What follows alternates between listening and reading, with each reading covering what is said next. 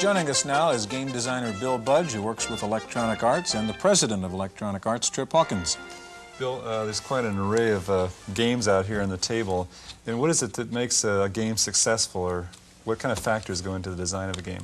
It's really hard to, you can't ask people what they want to see on the computer and what kind of programs they want. I really think that a person writing a program has to have an inner conviction of something and write a program that they want to write and a program that they want to use.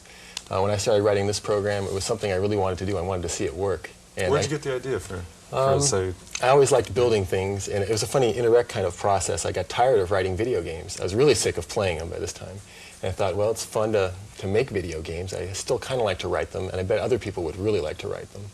You're talking about the pinball construction set. Right. And this is kind of a nice game because it actually involves you in the construction of the game itself. It's kind of like a metagame. Is the success of that been pretty good in the sense that, is there a special segment that you're selling to as far as the construction set? Well, when you start out, yeah, you're looking to the really avant-garde computer users. It takes a while for the message to get out there when everyone is still discovering Pac-Man and a program comes along that's telling them they can build video games. Well, it doesn't register at first, but it's got a slow growth that builds up, and finally now we're getting very good results. The game kind of craze dies out. This stuff's taken off.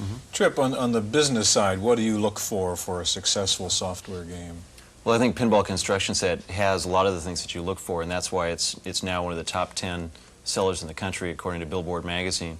We have a philosophy of having products that are simple, hot, and deep. Simple so that you don't have to read a lot of instructions. Of course, most people don't want to have to learn how to operate the computer. They want to just do things with it right away. And Pinball Construction Set, you can immediately play one of the pinball games that are included, or you can quickly make up one of your own, and it's very simple to do that, as I think Bill will illustrate. We also like to have products that are hot in that they should fully use the sound and graphics and other capabilities of the machine.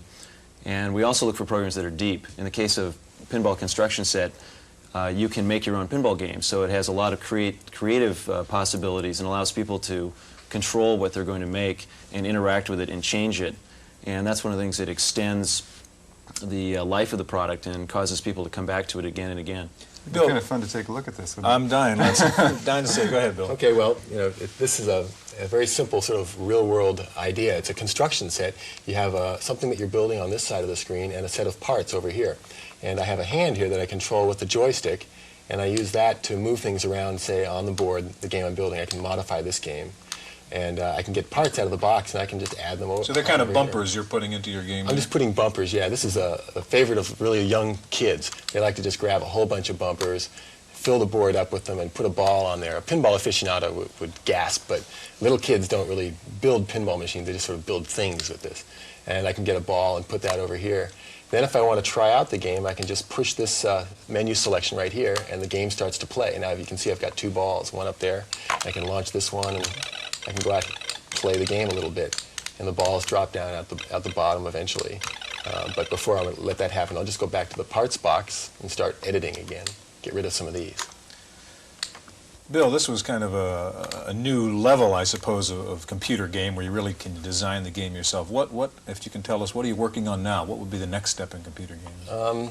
I want to extend the idea of a construction set. I think this one was hard to do when I started, and because there are lots of combinations and things you can't really predict when you're making a kit to make a meta game, as you said. I'd like to extend the idea even further, and the problem there is then designing the parts box. In pinball, it's a small set of parts. You don't really have to worry about thinking up abstractions. In a general construction set, it's not clear what the parts should be. It's almost like you're inventing a new language for representing specifications for programs. It gets very difficult computer science problems. Trip, at the arcade level, we hear that maybe, games